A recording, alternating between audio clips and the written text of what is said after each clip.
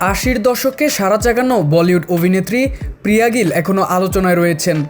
একসময় বলি বাদশাহ শাহরুখ খান থেকে শুরু করে দক্ষিণী সিনেমা ইন্ডাস্ট্রির সুপারস্টার নাগার্জুন কিংবা অজিতের বিপরীতে অভিনয় করে সাড়া ফেলে দিয়েছিলেন। বিশেষ করে জোশ সিনেমায় শাহরুখ খানকে চর মারার একটি দৃশ্য অভিনয় করে সেই সময় ব্যাপক আলোচিত হন তিনি। এ সিনেমারই এক দৃশ্যে শাহরুখ খানকে চর মারতে গিয়ে বেশ অস্বস্তিতে পড়েছিলেন প্রিয়া গিল। কোনোভাবেই চরটা মেরে উঠতে পারছিলেন না তিনি, কিন্তু শেষ পর্যন্ত পরিচালক নিজে শাহরুখের গালে চর বসিয়ে দৃশ্যটি বুঝিয়ে দেন। তবে দৃশ্যটি নিখুঁতভাবে শেষ হলেও এরপর আর বলিউডে তার ক্যারিয়ার দীর্ঘ হয়নি। 2006 সালের পর থেকে তিনি নিজেকে পুরোপুরি অভিনয় জগৎ থেকে গুটিয়ে নেন। তবে ক্যারিয়ারে সাফল্য পেলেও এক পর্যায়ে রূপালী পর্দা থেকে হঠাৎ করেই নিখোঁজ হয়ে যান অভিনেত্রী। দীর্ঘদিন অভিনয়ের বাইরে থাকা প্রিয়া গিলের বর্তমান জীবনযাত্রা নিয়েও রয়েছে নানা গুঞ্জন। সামাজিক মাধ্যমে কোনো অফিসিয়াল অ্যাকাউন্ট না থাকায় তার ব্যক্তিগত জীবন সম্পর্কে নিশ্চিত কোনো তথ্য পাওয়া যায়নি।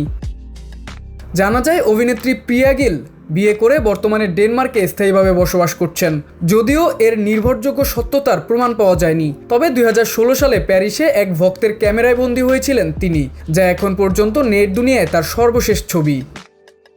তবে চলচ্চিত্রাঙ্গন থেকে প্রিয়া গিলের এভাবে হারিয়ে যাওয়ার পিছনে তার ব্যক্তিগত জীবনে নানা টানাপোড়েনকেই দায়ী করা হয়। 1995 সালে একটি সুন্দরী প্রতিযোগিতায় বিজয়ী হওয়ার পর বলি শাহিন শাহ অমিতাভ বচ্চনের প্রযোজনা প্রতিষ্ঠানের মাধ্যমে চলচ্চিত্রে পা রাখেন পাঞ্জাবের এই মেয়ে। এরপর 1999 সালে সির্ফ তুম চলচ্চিত্রের মাধ্যমে ব্যাপক পরিচিতি পান।